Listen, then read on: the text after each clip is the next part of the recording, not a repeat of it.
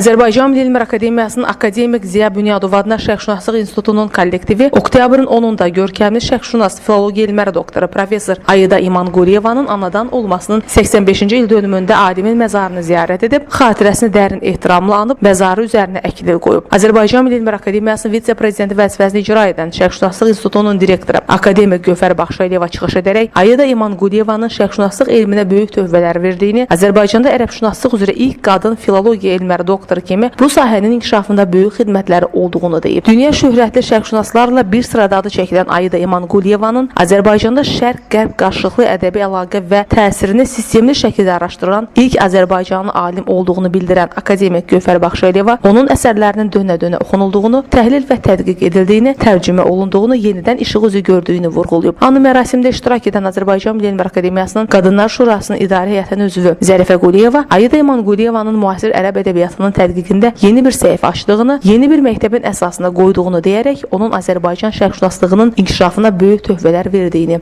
söyləyib. Leyla Naimiq qızı, Fərid Həşimov, Vaqif Vahabzadə, Elm TV.